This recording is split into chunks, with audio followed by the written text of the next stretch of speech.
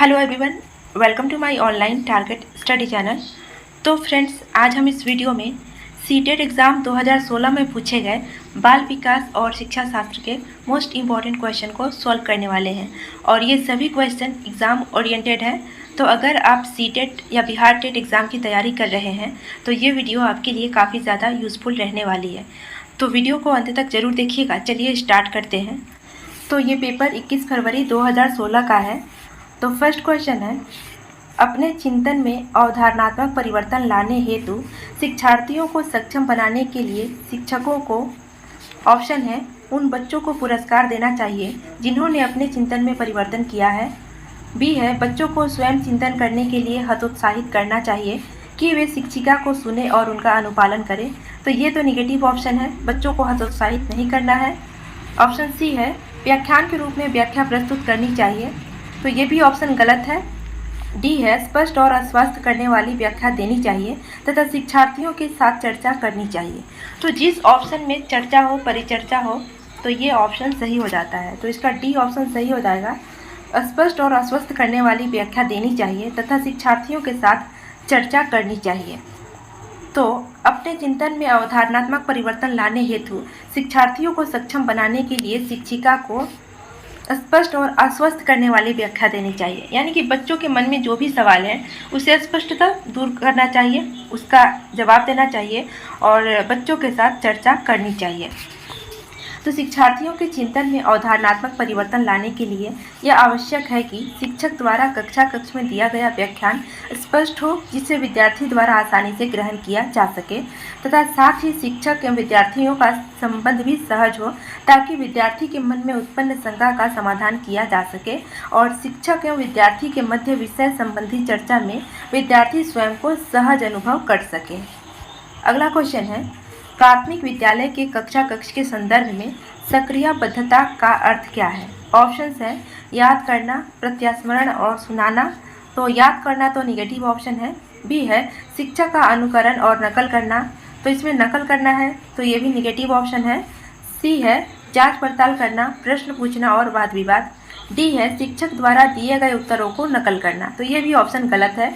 इसका सही आंसर हो जाएगा ऑप्शन सी, जांच पड़ताल करना, प्रश्न पूछना और वाद विवाद।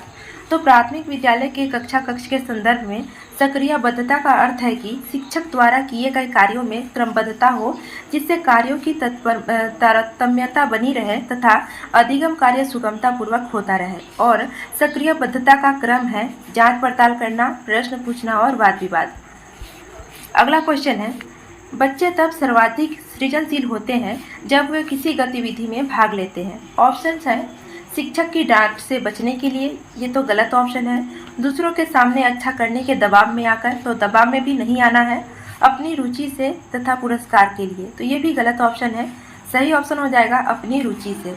तो बच्चे तब सर्वाधिक सृजनशील होते हैं जब वे किसी गतिविधि में अपनी रुचि से भाग लेते हैं, यानी कि अपने मन से भाग लेते हैं। तो सृजनशीलता का तात्पर्य है नवीन विचार वस्तु, अर्थात किसी नवीन विचार को जन्म देना या किसी नवीन वस्तु का आविष्कार करना सृजनशीलता कहलाती है। और बच्चों में सृजनशीलता किसी प्रकार के दबाव या दंड स्वरूप या बाह्य प्रेरणा से पैदा नहीं की जा सकती है। सृजनशीलता मुख्यतः व्यक्ति रुचि से उत्पन्न होता है, अतः बच्चे तब सर्वाधिक सृजनशील होंगे जब वे अपनी रुचि से किसी गतिविधि में भाग लेंगे।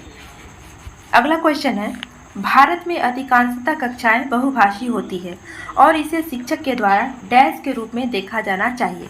ऑप्शन है परेशानी, तो ये तो नहीं होगा। समस्या, ये भी नहीं होगा। संसाधन, बाधा, ये भी नहीं होगा। इसका सी ऑप्शन सही हो जाएगा। तो इसे संसाधन के रूप में देखा जाना चाहिए। तो भारत में अधिकांश कक्षाएं बहुभाषित होती हैं और इसे शिक्षक के द्वारा एक संसाधन के रूप में देखा जाना चाहिए। तो भारत में अनेक कक्षाएं बहुभाषी होती हैं, अतः इसे शिक्षक के द्वारा संसाधन के रूप में देखना चाहिए, क्योंकि विद्यार्थी अगर किसी दूसरे भाषा के माध्यम से अधिगम में समस्या का सामना करता है तो उसे अन्य भाषा के माध्यम से समझाया जा सकता है। अगला क्वेश्चन है, शिक्षार्थियों द्वारा की गई गलतियाँ और त्रुटियाँ। ऑप्शन है बच्चों को कमजोर अथवा उत्कृष्ट चिन्हित करने के लिए अच्छे अवसर है, ये तो गलत ऑप्शन है। बी है शिक्षक और शिक्षार्थियों की असफलता के सूचक हैं, तो ये भी गलत है। सी है उनके चिंतन को समझने के अवसर के रूप में देखी जानी चाहिए। डी है कठोरता से निपटाई जानी चाहिए। तो बच्चों के साथ तो कठोरता का व्यवहार नहीं करना है। सी ऑप्शन इसका सही हो जाएगा। तो शिक्षार्थियों द्वारा की गई गलतियां और त्रुटियां जो है उनके चिंतन को समझने के अवसर के रूप में देखी जानी चाहिए। सी ऑप्शन इसका सही हो जाएगा।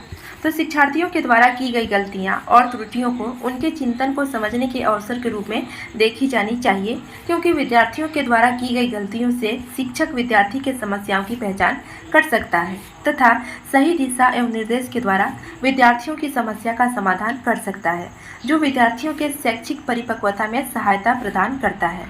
अगला क्वेश्चन है, डैश के विचार से बच्चे सक्रिय ज्ञान निर्माता तथा नन्हे वैज्ञानिक हैं, जो संसार के बारे में अपने सिद्धांतों की रचना करते हैं। ऑप्शंस हैं स्किनर, पावलोव, युंग, पियाजे। तो ये पियाजे का कहना है।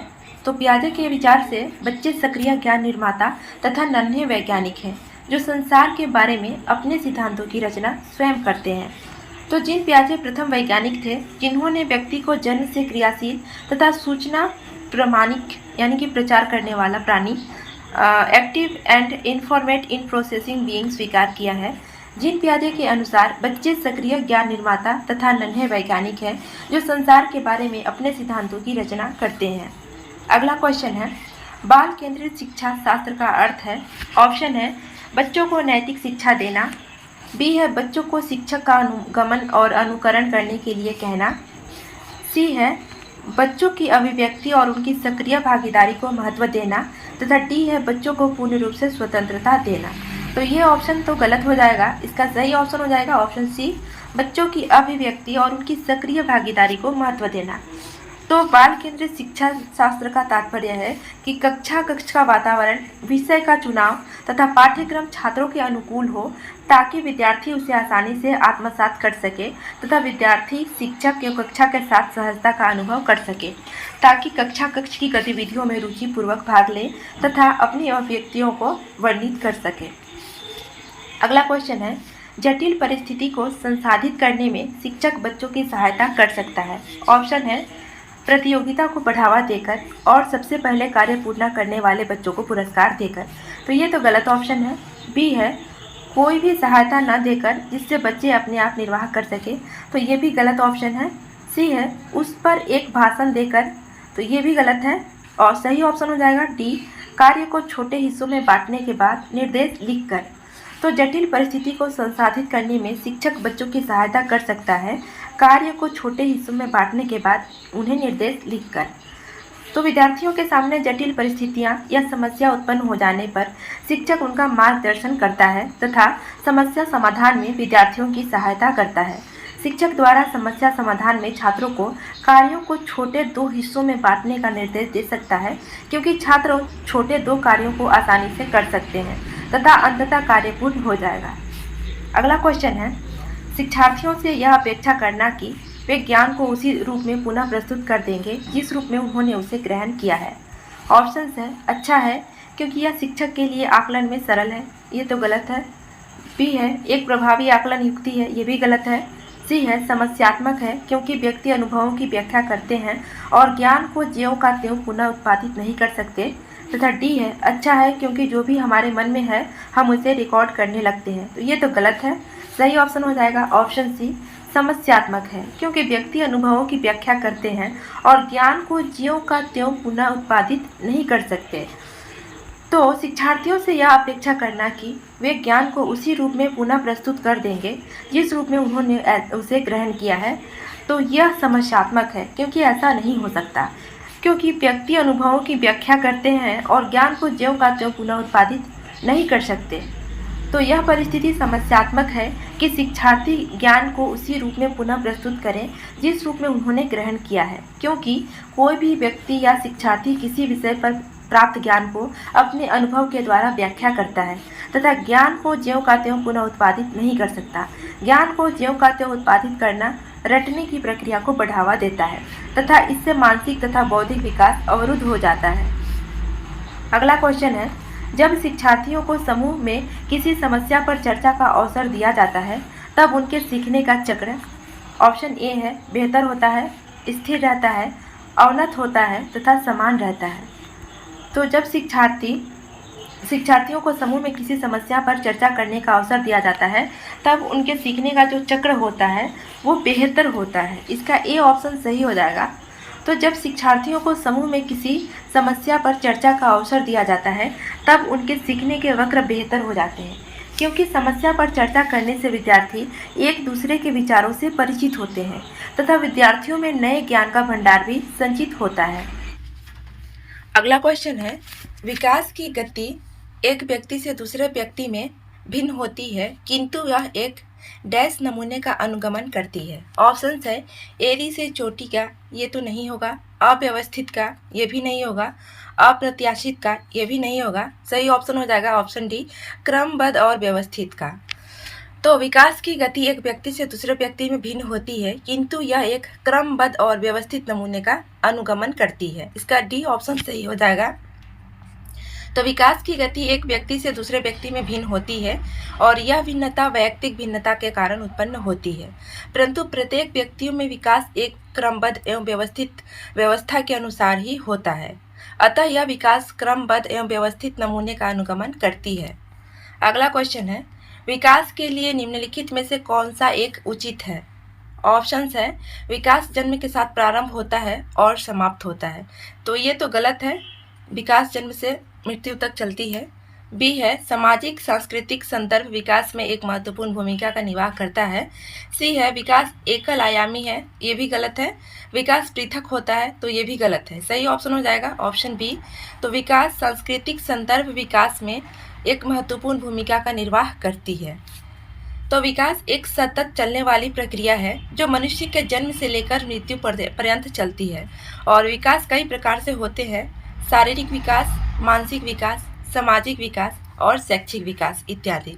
तो विकास सामाजिक एवं सांस्कृतिक संदर्भ में विकास की महत्वपूर्ण भूमिका का निर्वाह करती है। अगला क्वेश्चन है, व्यक्तियों में एक दूसरे से भिन्नता क्यों होती है। ऑप्शन है वातावरण के प्रभाव के कारण, ये तो गलत है, केवल वातावरण के कारण नहीं होता है। जन्मजात विशेषताओं के कारण, तो ये भी गलत है। वंशानुक्रम और वातावरण के बीच अन्योन्य क्रिया के कारण, तथा प्रत्येक व्यक्ति को उसके माता पिता से जीनों का मिश्र भिन्न समुच्चय प्राप्त होने के कारण, तो ये भी गलत है। सही ऑप्शन हो जाएगा ऑप्शन सी, वंशानुक्रम और वातावरण के बीच अन्योन्य क्रिया के कारण। तो व्यक्ति में एक दूसरे से भिन्नता वंशानुक्रम और वातावरण के बीच अन्योन्य क्रिया के कारण होता है। तो व्यक्तियों के विकास में वंशानुक्रम तथा वातावरण दोनों का ही महत्वपूर्ण भूमिका रहता है। व्यक्ति जो भी कुछ सोचता है, करता है अथवा अनुभव करता है, वह उसके वंशानुक्रम तथा वातावरण के परस्पर अन्योन्य क्रिया का ही परिणाम होता है, और वंशानुक्रम विकसित होने के लिए क्षमताएं प्रदान करता है, जबकि वातावरण इन क्षमताओं को विकसित होने के अवसर प्रदान करता है। इसलिए व्यक्तियों में अपने अपने वंशानुक्रम तथा वातावरण के अनुसार भिन्नता पाई जाती है। अगला क्वेश्चन है, बच्चे के समाजीकरण में परिवार डैश भूमिका निभाता है। ऑप्शन है कम महत्वपूर्ण, तो ये तो गलत है। रोमांचकारी, ये भी गलत है। मुख्य और गौण, तो ये भी गलत है। सही ऑप्शन हो जाएगा ऑप्शन सी, मुख्य भूमिका निभाता है। तो बच्चे के समाजीकरण में परिवार जो होता है वो मुख्य भूमिका निभाता है। तो बच्चे के समाजीकरण में परिवार मुख्य भूमिका निभाता है, और परिवार ही बच्चे की प्रथम पाठशाला होता है, तथा बच्चे द्वारा परिवार के साथ जो भी ज्ञान अर्जित किया जाता है वह बच्चे के व्यक्तित्व निर्माण में महत्वपूर्ण भूमिका निभाता है तथा सामाजिक समायोजना की क्षमता में भी वृद्धि करता है। आज का हमारा अंतिम क्वेश्चन है, निम्नलिखित में से कौन सा एक सही मिलान वाला जोड़ा है। ऑप्शन ए है मूर्त संक्रियात्मक बच्चा संधारण एवं वर्गीकरण करने योग्य। ऑप्शन बी है औपचारिक संक्रियात्मक बच्चा अनुकरण प्रारंभ कल्पनापरक खेल, तो ये तो गलत ऑप्शन है। ऑप्शन सी है शैशवावस्था तर्क का अनुप्रयोग और अनुमान लगाने में सक्षम, तो ये भी गलत है। शैशवावस्था में बच्चा तर्क नहीं कर पाता है, और औपचारिक संक्रियात्मक अवस्था में बच्चा अनुकरण नहीं करता है। डी है पूर्व संक्रियात्मक बच्चा, तो निगमनात्मक विचार, तो ये भी गलत है। सही ऑप्शन हो जाएगा ऑप्शन ए। ऑप्शन ए सही हो जाएगा, मूर्त संक्रियात्मक बच्चा संधारण और वर्गीकरण करने योग्य हो जाता है। इसका ए ऑप्शन सही हो जाएगा। तो जीन पियाजे ने बालक में संज्ञानात्मक विकास को 4 प्रमुख अवस्थाओं में बांटा है, जो निम्न प्रकार से है। पहला है संवेदनात्मक गामक अवस्था, जिसे शैशवावस्था कहा जाता है, ये 0 से 2 वर्ष तक की अवस्था होती है और इस अवस्था में बालक वस्तु को पहचानने की कोशिश करता है तथा जैविक क्रियाओं को अपनाता है। और पूर्व संक्रियात्मक अवस्था, तो ये अवस्था 2 से 7 वर्ष तक की होती है। इस अवस्था में बालक क्यों और कैसे का प्रश्न करने लगता है, इसलिए पियाजे ने इस अवस्था को खोज की अवस्था कहा है। और मूर्त संक्रियात्मक अवस्था, तो ये अवस्था 7 से 11 वर्ष तक की होती है और इस अवस्था में बालक तार्किक चिंतन करने लगता है और बाल बौद्धिक संक्रिया जैसे कि गुना, जोड़, घटाना, भाग के अतिरिक्त साधारण वर्गीकरण की क्रिया भी करने लगता है। तो मूर्त संक्रियात्मक अवस्था में बच्चा तार्किक चिंतन करता है और बौद्धिक संक्रिया जैसे कि गुना, जोड़, घटाना, भाग इत्यादि को भी कर सकता है। और औपचारिक संक्रियात्मक अवस्था, तो ये 11 वर्ष के बाद की अवस्था होती है और इस अवस्था में बालक के चिंतन में पूर्णता आ जाती है तथा समस्या समाधान के बौद्धिक क्षमता का विकास हो जाता है। तो इस अवस्था में बालक जो होता है वो अपनी समस्याओं का खुद समाधान कर सकता है। तो फ्रेंड्स, आई होप ये वीडियो आपको अच्छी लगी होगी। तो वीडियो अगर अच्छी लगी है तो इसे लाइक ज़रूर कीजिएगा और साथ में चैनल को सब्सक्राइब करके बेल आइकन की नोटिफिकेशन घंटी ऑन कर दीजिएगा, जिससे आपको आने वाले सभी वीडियोस की नोटिफिकेशन टाइम टू टाइम मिलती रहे। आज के लिए इतना ही, नेक्स्ट वीडियो में फिर से मिलेंगे, तब तक के लिए गुड बाय।